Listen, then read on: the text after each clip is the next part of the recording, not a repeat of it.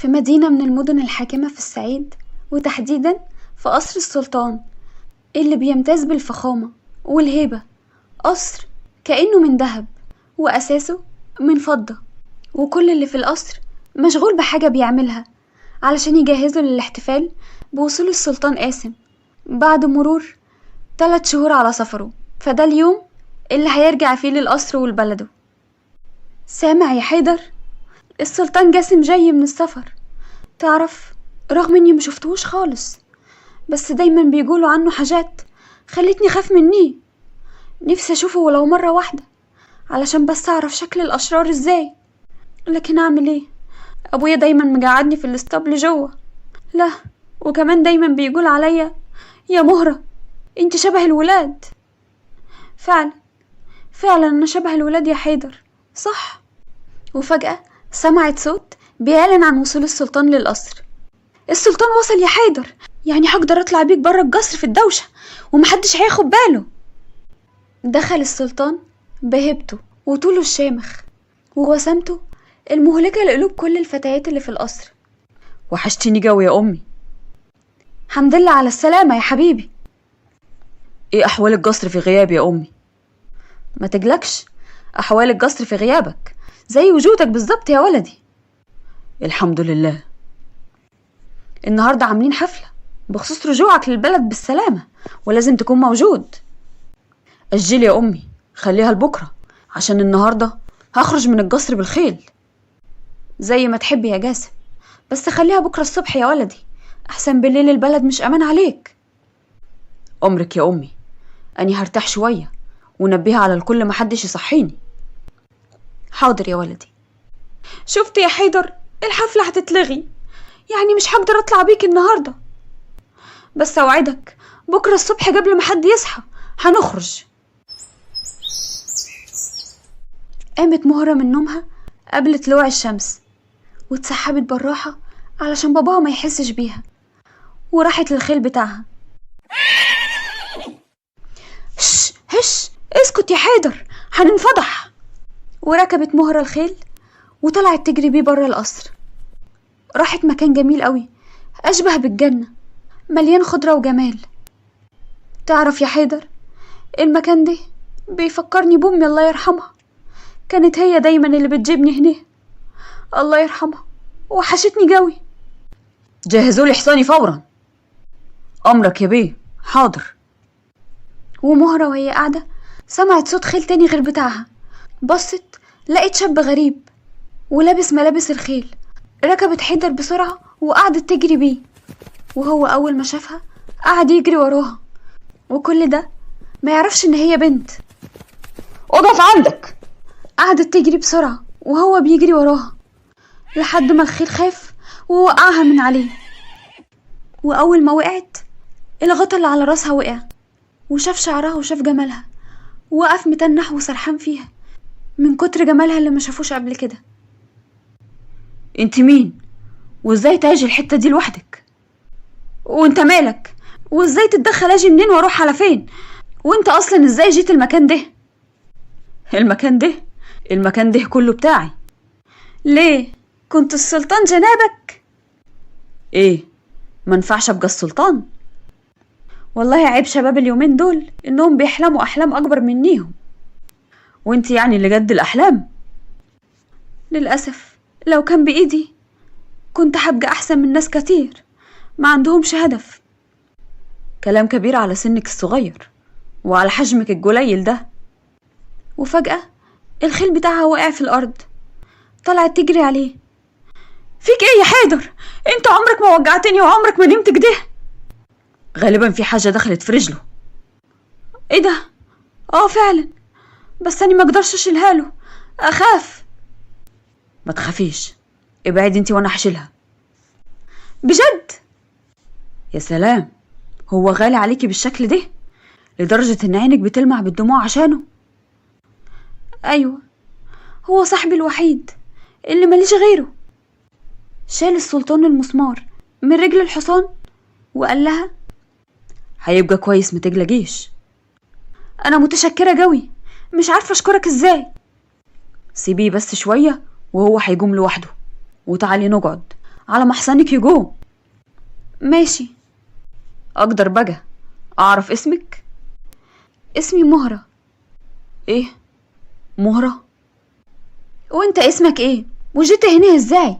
ويعني ايه المكان ده كله بتاعك؟ انا اسمي جاسم، وجيت هنا لاني بحب المكان ده، وكل الارض دي بتاعتي فعلا. جاسم يا صاحب الارض، تسمح لي بقى ابقى اجي هنا؟ اشمعنى هنا؟ وازاي بتيجي هنا وانا مشفتكيش؟ اصل المكان هنا بيفكرني بامي الله يرحمها، كانت دايما بتجيبني هنا. مش لازم بكره عاد، وتقدري تاجي في اي وقت، بس بشرط واحد. اي حاجة هتطلبها. لازم ابقى موجود. اكيد. خايف اسرق حاجة صح؟ مش خايف تسرقي حاجة، لانك فعلا سرقتي. اني سرقت ايه؟ هتعرفي بعدين. خلاص بلاش نتقابل تاني. لا هنتقابل، وده الشرط بتاعي. وفجأة الحصان بتاعها خف وقام وقف على رجله. حيدر انت بقيت كويس؟ كويس، استاذ حيدر بقى كويس. والشمس طلعت عليهم. ابويا انا لازم امشي دلوقتي؟ ما لسه بدري. لا، علشان كده لازم امشي، ما ينفعش اتأخر عن كده. طيب هتاجي تاني متى؟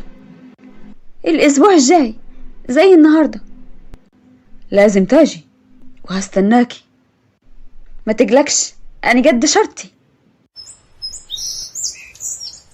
وبالليل اقاموا الحفل احتفالا برجوع السلطان، والجواري عمالة بتتراقص قدامه، وهو سرحان وشارد وبيفكر في مهرة اللي قابلها الصبح وقلبت له كيانه.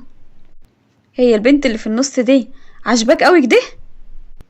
مفيش واحدة من البنات دي تلفت نظري، ومش عايز حد يفضل بعد الحفلة يا أمي. بس ابتسامتك هايمة فيها. مفيش حد معين هنا، أنا افتكرت حاجة كنت مبسوط بيها بس النهاردة. واقدر أعرف ايه هي؟ أنا عايزة أنام، خرجيهم برا، مش عايز حد في الأوضة، ويا ريت ما تعمليش أي حفلات الفترة دي يا أمي. طيب مش هتقولي الأول على اللي بتفكر فيها؟ وهي لازم تكون واحدة؟ أمور البلاد شغلاني شوية يا أمي. ماشي يا جاسم. يا ريت يا أمي تقولي للحارس محدش يصحيني، لأني محتاجة أنام شوية عشان عندي اجتماع بدري الصبح. هو أنت خرجت النهاردة مش كده يا قاسم؟ ومن غير الحرس كمان؟ أنا أقدر أحمي نفسي يا أمي، ومش محتاج حرس، وأظن من حقي إني عايز زي باقي البشر. ماشي يا ولدي، على راحتك.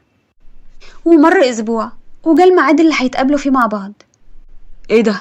جيتي من بدري؟ لا لسه جاية دلوقتي، أنا افتكرتك مش جاي. الوعد وعد ولا إيه؟ إيه؟ مش هتكلميني عن نفسك بقى؟ أنا ما عنديش حاجة أتكلم فيها. قول أنت اتكلم عن نفسك.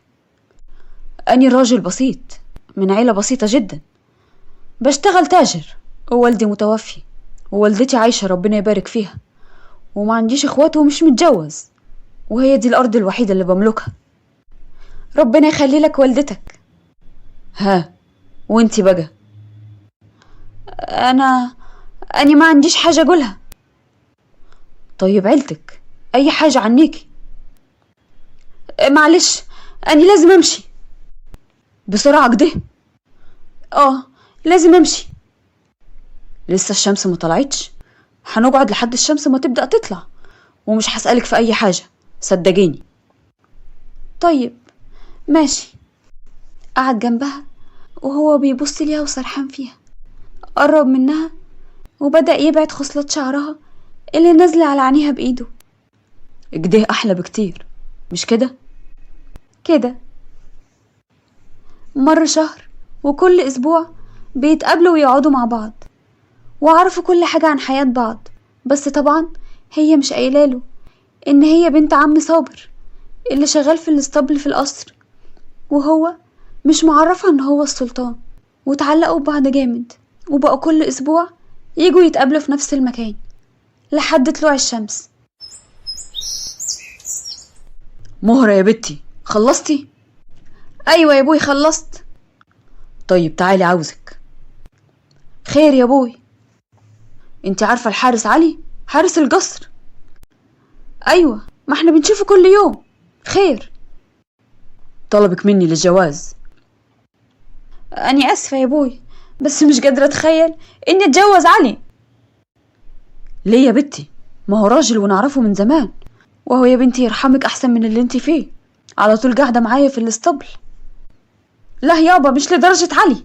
اني مش بعتبره راجل اصلا، وبعدين اني مش متضايقة من قعدتي في الاسطبل، بالعكس اني مبسوطة قوي. انا ماليش غيرك يا ابوي. على راحتك يا بنتي، انا ما اقدرش اجبرك على حاجة. ربنا يخليك ليا يابا.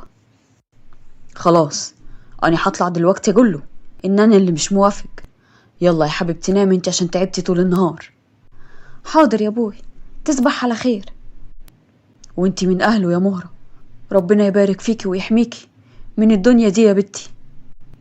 دخلت مهرة تنام عشان تقوم بدري وتستعد لمقابلة قاسم. خير يا عم صابر؟ بص يا علي، كل شيء قسمة ونصيب، واني بصراحة فكرت في الموضوع ومش موافق. نعم مش موافق؟ وانت الطول يا راجل انت فاكر بنتك دي ايه؟ ده انا كنت هتجوزها عطف مني. انت بتتكلم كده ليه يا علي؟ احترم نفسك. مسكوا علي من هدومه وقرب منه وقال له: انت فاكر ان انا استنضفك انت وبنتك اصلا؟ حاول صابر يبعده عنه ولكن ما قدرش، وعلي ما كانش مسيطر على نفسه من عصبيته. طلع سيفه وغرزه في قلب صابر وهو غير واعي من شدة غضبه، وفجأة وقع صابر غرقان في دمه وفاق علي لنفسه وبص بذهول وصدمة ومش عارف يعمل ايه ولا يتصرف ازاي. مسح الدم في هدومه السودة اللي مش مبينة اي حاجة، وسحب صابر وحطه قدام باب بيته وطلع يجري من غير ما اي حد ياخد باله، وراح يقف عند البوابة في حراسة القصر كأنه ما عملش اي حاجة وما موتش واحد بريء ملوش ذنب في اي حاجة، من غير شفقة ولا اي رحمة. قامت مهرة الصبح وبتتسحب زي كل اسبوع علشان تروح تقابل قاسم في المكان بتاعهم. اول ما طلعت من باب البيت لقيت باباها مرمي قدام الباب وغرقان في دمه، وقفت مصدومة ومذهولة من المنظر اللي شايفاه ومش مصدقة. ابوي اصحى يا ابوي، رد عليا.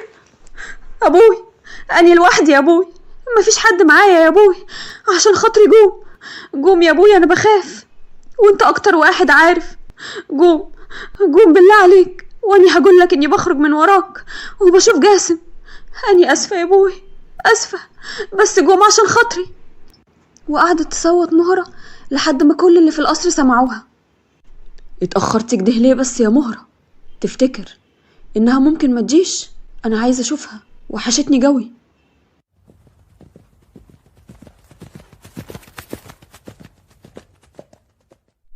حضرة السلطان، في ايه؟ وايه اللي جابك هنا؟ في جريمة قتل حصلت في القصر يا مولاي. السايس اتقتل قدام اوضته وبنته في حالة صدمة ومش عارفين نسيطر عليها. ركب السلطان حصانه وطلع يجري على القصر.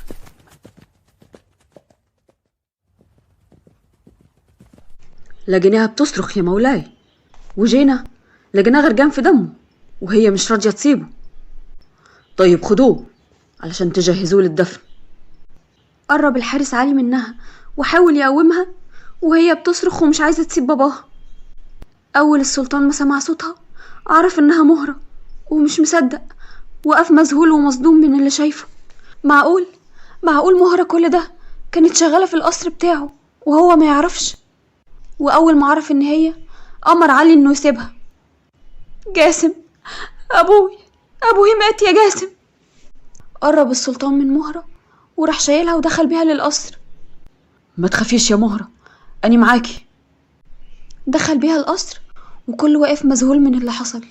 السلطان شايل بنت السايس، وبدأت النميمة من كل اللي في القصر على شرف وعرض مهرة. دخلها السلطان اوضته ونيمها على السرير. اهدي يا مهرة، أني هنا، أني جاسم يا مهرة، أني جنبك اهو، ما تخافيش. انت بتعمل ايه يا جاسم؟ القصر كله بيتكلم على انك جبت بنت السايس وجايبها في اوضتك وشايلها. البنت دي لازم تخرج دلوقتي حالا يا حضرة السلطان. لو حضرتك خلصتي كلام يا ريت تبعتيلي طبيبة القصر عشان تشوف مهرة، لانها هتفضل هنا. ماشي يا جاسم، على راحتك، بس انت كده هتضيع كل حاجة منيك.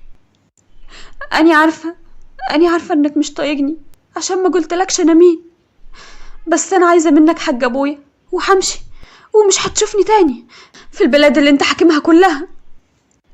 أني هعرفه يا مهرة وهعدمه قدام أهل المدينة كلهم علشان يكون عبرة لمن لا يعتبر، وانت مش هتمشي يا مهرة. بس احنا ما كناش عبيد، بالعكس أني وأبويا كنا أحرار، وأني هفضل حرة بعد أبويا ما مات، وعمري ما هبقى جارية. بالله عليك لو الأيام اللي عشناها مع بعض ليها خاطر عندك. ومين قالك إنك هتبقى جارية؟ بصيت له باستغراب وهي مش فاهمة كلامه وإيه اللي يقصده بالظبط. انت هتبقي السلطانة. بصيت له بذهول واستغراب ومش عارفة تنطق. ما تفكريش اني بهزر معاكي، اني بتكلم بجد. صدقيني يا مهرة، هتبقي السلطانة زي ما بقيتي سلطانة قلبي. جريمة قتل تحصل في القصر وسط كل الحراس دي ومحدش يشوف اللي قتل، والمفروض ان الحراسة مشددة، يعني لو كان موتني ما كانش حد هيمنعهم. احنا كنا حارسين جدا يا مولاي، وما اعتقدش ان اللي ارتكب الجريمة حد من خارج القصر. اظن ان ده المفروض شغلك يا كبير الحرس. امرك يا مولاي، ومن دلوقتي هبدأ التحقيقات مع كل اللي في القصر، من اول اللي كانوا جنب اوضته ساعة ما اتقتل لحد كل اللي في القصر. ولاحظ السلطان رعشة وتوتر عالي وهو واقف مش على بعضه. اتفضلوا، محدش يفضل هنا غير الوزير نوح. امرك يا مولاي. بقول لك ايه يا نوح، الحارس الطويل ده اضغط عليه شوية في الكلام. امرك يا مولاي. مساء الخير يا امي.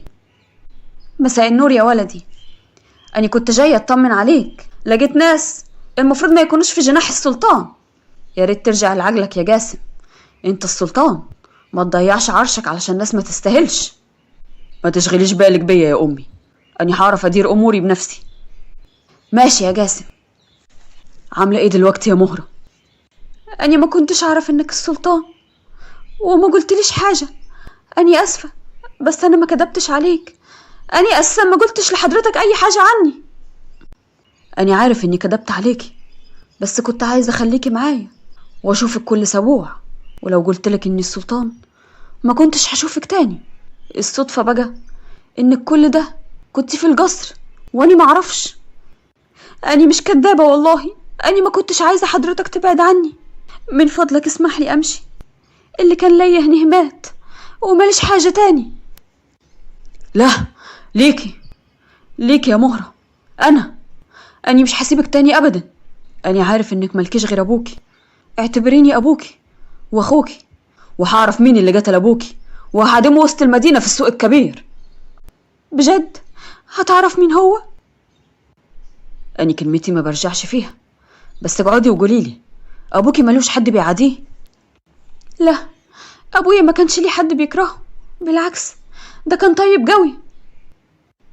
طيب هو ما تخانقش مع حد أو حصل حاجة الليلة دي؟ بالليل كنت في الاسطبل، ولما خلصت أبويا كلمني على إن الحارس علي كان عايز. اوصفيلي علي ده. هو طويل وأسمر شوية وجسمه رفيع وعينه سودة وشعره مش خشن ولا ناعم وما عندوش لا شنب ولا دجن.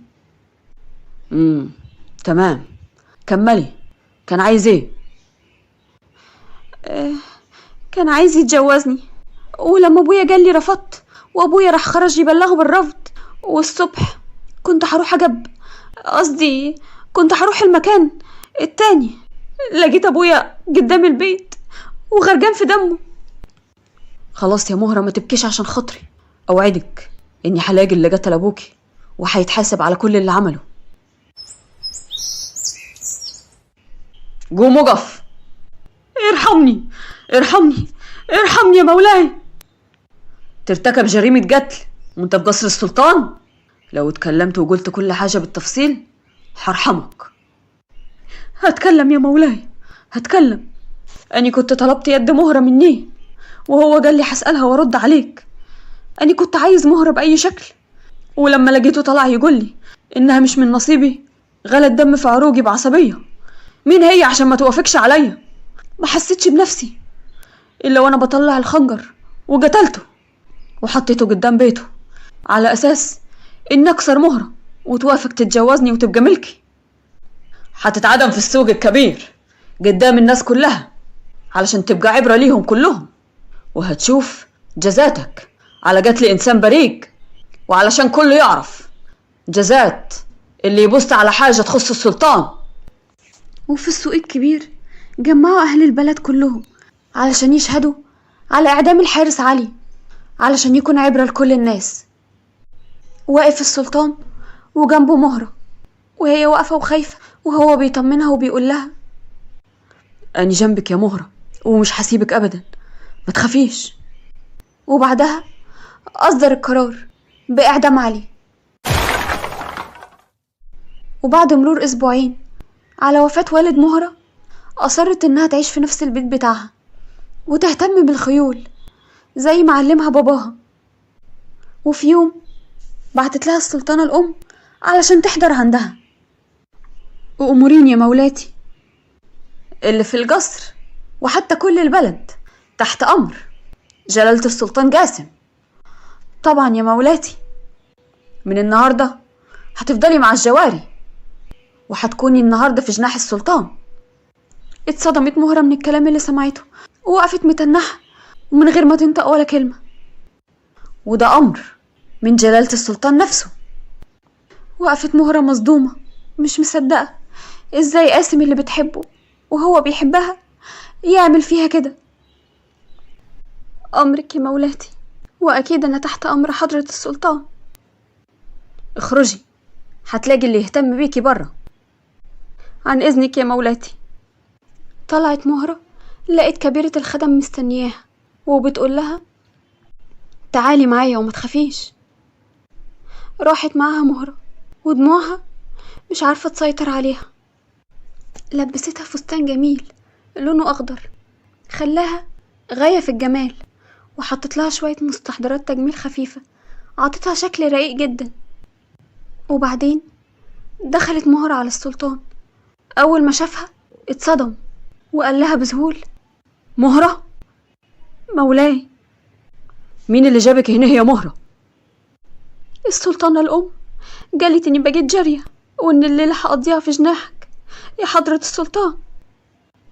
بس أنا ما طلبتش جواري، وحتى لو طلبت انت مش جارية يا مهرة، وقلتها لك قبل كده. لكن السلطانة الأم قالت لي إنها أوامرك. أنا لو كنت عايزك جارية ليا ما كنتش خليتك تخرجي برا القصر. أنا من يوم ما شفتك وأنا ما بدخلش أي جارية جناحي. ليه؟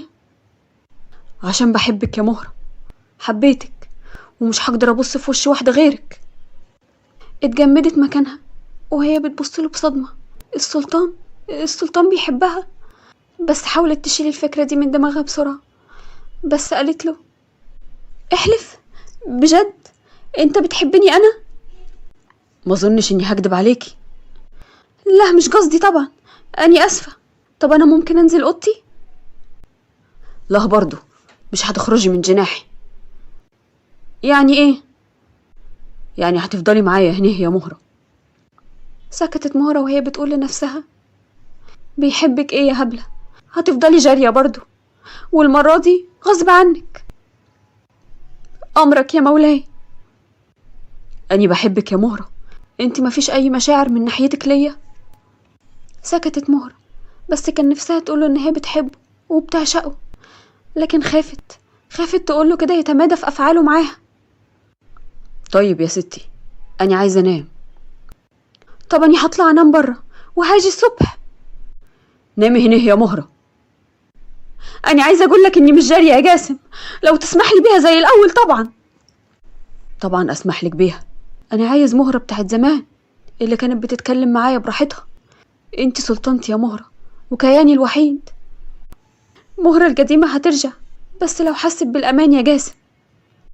قرب منها وبسها ونام وخلاها تنام جنبه وهي قاعدة حزينة على اللي بيحصل لها وكاتمة دموعها ومش قادرة تبكي.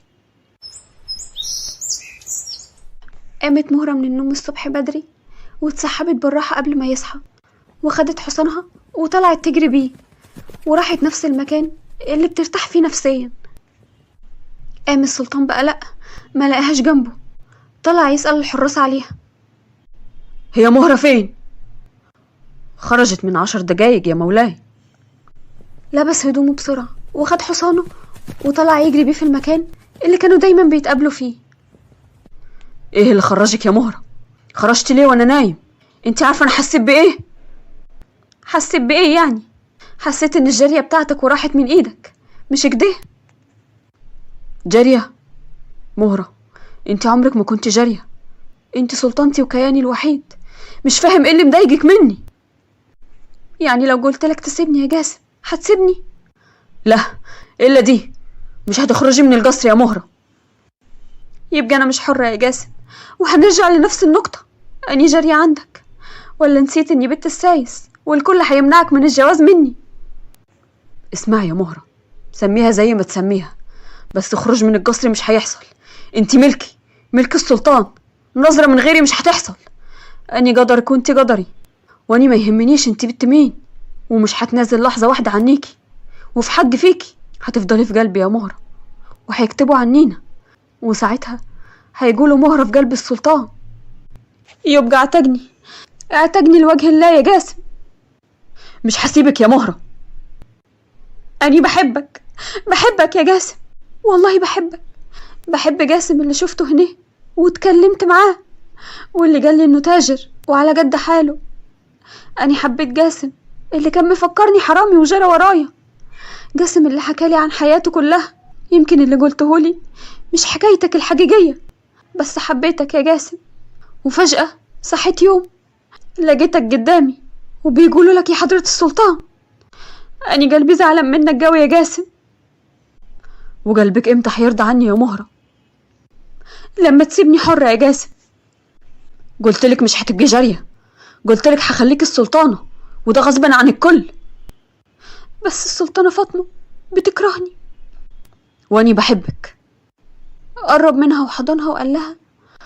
قلتلك هتفضلي معايا، مش عارف خايفة من ايه. انتي مع السلطان يا مهرة. مش هخاف بعد كده من حاجة طول ما انت معايا. اني لما كنت بخرج اجابلك كنت بتمنى الوقت ما يعديش، ولما بروح كنت بتمنى الاسبوع اللي بعده يجي بسرعة علشان اشوفك تاني. طيب ليه ما قلتليش انتي مين؟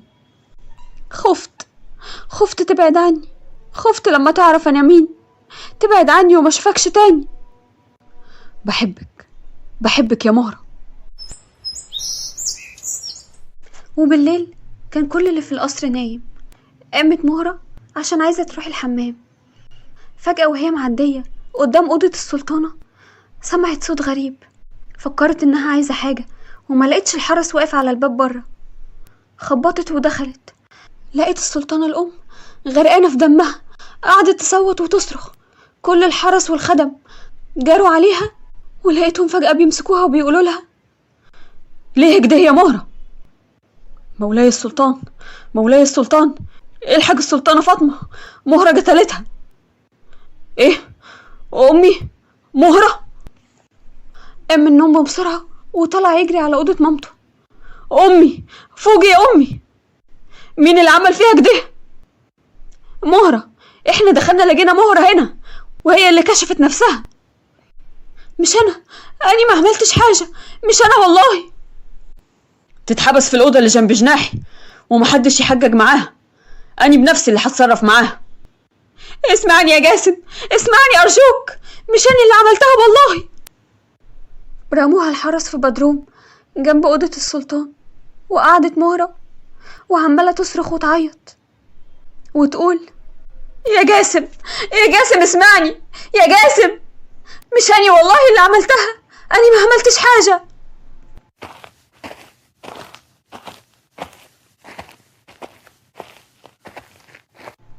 جاسم، انت جيت تسمعني مش كده؟ أنا ما عملتش حاجة يا جاسم، صدقني. لو بتحبني فعلا زي ما بتقول اسمعني بس. أنا اللي هحجج معاكي بنفسي. عملت كده ليه؟ أنا ما عملتش حاجة. أنا قمت أروح الحمام وبعدين قلت هنزل أشرب، بس سمعت صوت في جناح السلطانة فاطمة. دخلت يمكن تكون محتاجة حاجة، وخصوصا إني ما لقيتش الحرس على الباب. وأول ما دخلت لقيتها صايحة في دمها. صرخت من المنظر اللي شفته، ولقيت الخدامين دخلوا ومسكوني. أني صدقني يا جاسم، والله مش أني. والسلطانة فاطمة هتقوم بالسلامة وهتقول لك إني ما عملتلهاش حاجة. نأجل الكلام ده بعدين لحد ما السلطانة تقوم بالسلامة، لأني ساعتها مش هرحمك يا مهرة. وأني هبقى حرة لما تعرف إني مظلومة يا جاسم. ده بعدك. انت بتعمل معايا كده ليه؟ بتعمل معايا كده ليه يا جاسم؟ ها؟ بتعمل معايا كده ليه؟ إياك تعلي صوتك تاني. وسابها وهي موتة نفسها من العياط وطلع بره. الحمد لله على سلامة السلطانة يا مولاي. ايه، هي كده خفت وهتبقى كويسة مش كده؟ الحمد لله. الجرح بس هيتغير عليه كل يوم لحد ما يخف بإذن الله. شكرا جدا يا طبيب. اتفضل انت مع السلامة. عن إذنك يا مولاي. سلامتك يا أمي. ألف سلامة عليك يا حبيبتي. اجده برضو تخضيني عليكي. كنت فاكرة اني مش هشوفك تاني يا ولدي. بعد الشر عليك يا حبيبتي، ما تقوليش كده، وان شاء الله هعرف مين اللي عمل كده. بس ارتاحي لك انت يومين. وبعد مرور عدة ايام السلطانة اتعافت وبقت كويسة. امي، انت شفتي اللي عمل كده؟ شفت عينه بس، ما شفتش غير عينه يا جاسم. طيب عيني لونها ايه؟ وحسيتيه راجل ولا عين ست؟ كان راجل وعينه لونها اسود. واني اللي حابس مهرة في الأوضة اللي جنبينا وكنت فاكرها ان هي. اني اخر حاجة شفتها انه جرى لما سمع صوت حد، وشفتها لما دخلت عليا وكانت بتصرخ. الحمد لله يا امي. لولا مهرة كان زمانه. بعد الشر عليكي، اني هروح لها يا امي. مهرة ملهاش ذنب. جاسم، هي مهرة بالنسبة لك ايه يا جاسم؟ مش جارية زي باقي الجواري؟ لا يا امي، مهرة مش كده. يعني مش من حقي اعرف يا ولدي؟ لا طبعا يا امي، من حقك. اني ومهرة ما كناش نعرف احنا مين. اني كنت بالنسبة لها راجل بسيط شغال تاجر، وهي ما كانتش بتقول حاجة عنيها. ويوم موت ابوها اتفاجئت بيها، وهي كمان اتفاجئت بيا. وازاي اتقابلتوا اصلا؟ وازاي حضرة السلطان تقول على نفسك تاجر بسيط؟ هقول لك كل حاجة يا امي، بس اشوف مهرة الاول. دخل عليها لقاها وقع من طولها، جرى بيها وشالها وحطها في اوضته وبعت يجيب الدكتور. مهرة فوقي يا حبيبتي. انا عارف انك بريئة. قومي يا مهرة، قلبي بيوجعني. فوقي. اني اسف يا ستي، بس قومي بس. اني كنت عارف انك بريئة وسبتك هنا زي المساجين. اني غلطت في حقك يا مهرة، بس فوقي عشان خاطري. دخل الدكتور وقرب منها علشان يكشف عليها، ولسه هيعريها علشان يكشف. انت بتعمل ايه؟ انا مقصودش يا مولاي. اني كنت هكشف عليها عشان اعرف مالها. افحصها باحترام يا طبيب. طبعا يا مولاي. هي كويسة الحمد لله. هتشرب معلقة من الدواء ده وهتبقى كويسة. تمام، اتفضل انت مع السلامة. عن اذنك يا مولاي.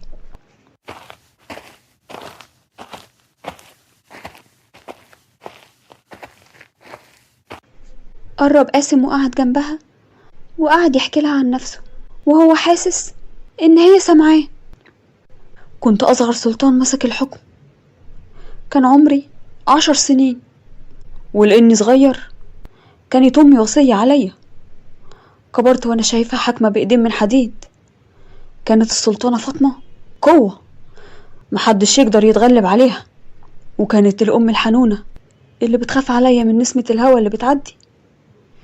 كانت محور حياتي، وكانت الست الوحيدة اللي ساكنة في قلبي. لكن لما شفتك بقيتي تاني ست تدخل قلبي يا مهرة. أني بحبك، تعرفي أني عمري ما قصدت أوجعك. كل الوجع ده غصب عني يا حبيبتي. بس فوقي وتعرفي كل حاجة. وأول حاجة عايزك تعرفيها إني لا يمكن أستغنى عنك أبدا، ولو الدنيا اتربجت على الأرض، حتى لو وصلت إني أسيب العرش وأسيب الدنيا كلها يا مهرة. مش العرش بس، مولاتي السلطانة. تعالي يا بهيجة. الحمد لله على سلامتك يا مولاتي. القصر كله كان بيدعيلك وبيدعي على اللي عملك ده. السلطان هيعرف مين هو يا بهيجة، وهيعدمه في السوق الكبير. بس يا مولاتي احنا مسكنا اللي عملتك ده. هنشوف يا بهيجة، هنشوف. طيب، كان في حاجة أني شفتها وعايزة أقولها لك يا مولاتي. قولي يا بهيجة، في إيه؟ أني شفت يا مولاتي. قولي يا بهيجة، إيه اللي شفتيه؟ ما تخافيش. نوح باشا، وزير السلطان. أيوة، أني شفته اليوم اللي حصلت فيه الحادثة بتاعتك بالليل، وهو بيجري في الجنينة وقلع هدوم سودا وحرجها، وكان واقف مستخبي على جنب وعمال يبص على الشباك بتاعك. واني كنت مستغربة من اللي بيحصل، بس ما اتكلمتش يا مولاتي. قلتي لحد تاني الكلام ده؟ ابدا يا مولاتي. طيب روحي انت يا بهيجة وجهزي حفلة كبيرة، والسبب اني قمت بالسلامة وعرفت مين اللي عمل فيا كده، وانه مش مهرة. واللي يسألك ما تقوليش حاجة. مفهوم يا بهيجة؟ تحت امرك يا مولاتي. فاقت مهرة، واول ما لقيت السلطان قاعد جنبها حاولت تقوم. ما تقوميش يا مهرة، انتي لسه تعبانة. لا انا مش تعبانة، شكرا يا مولاي انك اهتميت بيا. مهرة، اسفة يا مولاي، بس اذا حضرتك سمحت لو انتهت فترة عقابي تسمح لي امشي. مش مسموح لك تمشي يا حضرة السلطانة مهرة. ايه سلطانة؟ يعني السلطان عايز يتخلى عن ملكه وعرشه وعن كل حاجة عشاني؟ عن كل حاجة يا مهرة. ايه ده؟ لا انا مش هسامحك. انا نسيت، انت مش اتهمتني اني قتلت والدتك وحبستني هنا؟ ده انت حتى ما جيتش تشوفني عاملة ايه. منين كده ومنين هتتجوزني؟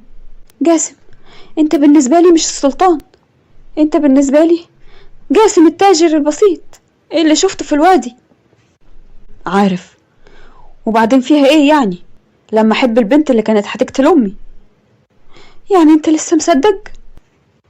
لو مش مصدقك كان زمانك معدومة يا مهرة، انتي فاهمة؟ هو حضرتك عرفت القاتل يا مولاي؟ عرفته، وان شاء الله بكرة هيتعدم في السوق الكبير. طيب هو كبير الحرس هو اللي قبض عليه؟ هنجيبه، ما تقلقش. روح انت. عن اذنك يا مولاي. ها، لاحظت حاجة من اللي السلطانة فاطمة قالت عليها؟ هو يا مهرة، هو، وهتشوفي دلوك. ازاي يا جاسم؟ هتشوفي اللي هيحصل. دخل الوزير اوضته ولما حاجته وطلع يخرج بيها بره، الحرس وقفوه بأمر من السلطان وبصوا في الشنط اللي معاه، لقوا لمم حاجته كلها.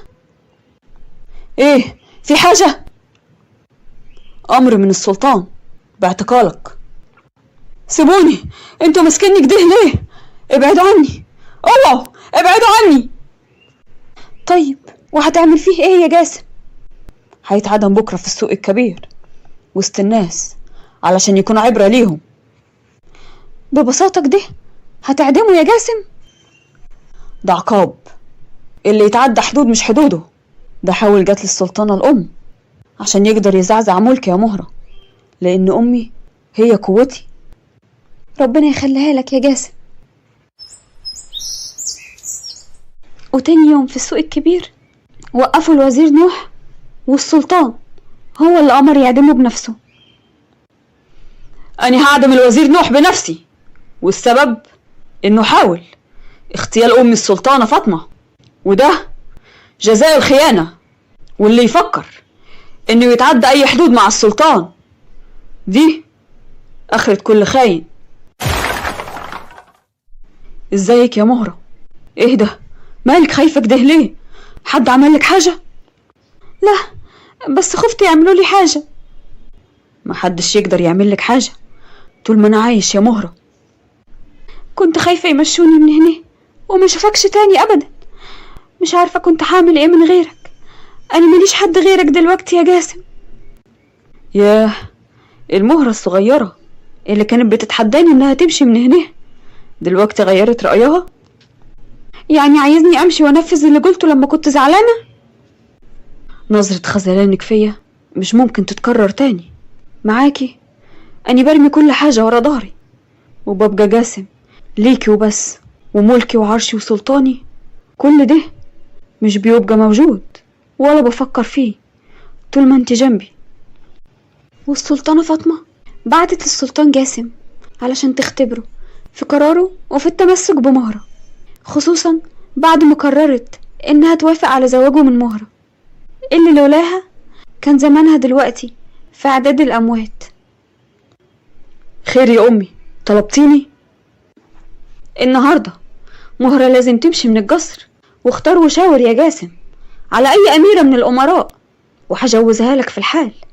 ومين قال ان مهرة هتمشي او اني هتجوز غيرها؟ مهرة ما تنفعش يا حضرة السلطان، انت نسيت انها بنت السايس بتاعك. يعني تقصدي ايه يا أمي؟ قصدي واضح، مهرة لازم تمشي، واني كمان همشي وهتنازل عن الحكم وهاخد مهرة وهنمشي البلد محدش هيوصل لنا فيها. ولو رجعت ندمت يا جاسم، وخصوصا ان شعبك هيغضب ويثور. دي مشكلتي انا يا أمي وقراري ومش هرجع فيه. مهرة هتبقى مرتي والنهاردة قبل بكرة. تعالي يا مهرة دلوقتي بقى يا أمي، أني هتجوز مهرة والقرار ده هيطلع فرمان دلوك، واللي هيتكلم عن زواج السلطان بأي شيء هيتعدم، بس مش هتنزل عن مهرة يا أمي. عال يا جاسم عال، مبارك زواجك يا ولدي، أني وافقت على قرارك. ومهرة واقفة متنحة ومش مصدقة اللي بيحصل. تعالي يا مهرة. تحت أمرك يا مولاتي. لا، انت بقيتي زي بنتي دلوك، قوليلي يا أمي. حاضر يا أمي. بهيجة، المدينة كلها تتزين بالأفراح والأنوار عشان زفاف السلطان جاسم والسلطانة مهرة. وأقاموا حفلة كبيرة في الحرملك، ودخل السلطان علشان ياخد مهرة ويتجه بيها لجناحه. وأول ما دخلوا جناحهم حضنها وقال لها: كأني في نفس الحلم اللي كنت بحلمه من قبل ما أشوفك. يعني حلمت بإيه؟ حلمت بمهرة، مهرة جميلة هتتربع على عرش قلب السلطان. أنا بحبك جو يا جاسم. وأني بحبك يا روح قلب جاسم. وانطلقت الألعاب النارية والأفراح احتفالا بزواج السلطان وتتويج المهرة الصغيرة في قلب السلطان بختم موثوق باسم العشق والتخلي عن الدنيا كلها من أجل المعشوق، وإزاي هو عوض ربنا أعظم وأكبر من أي انتظار تاني. وبكده تكون خلصت روايتنا. استنونا في رواية جديدة إن شاء الله. ما تنسوش تعملوا لايك واشتراك في القناة وتفعيل زر الجرس علشان يوصل لكم الرواية الجديدة بإذن الله.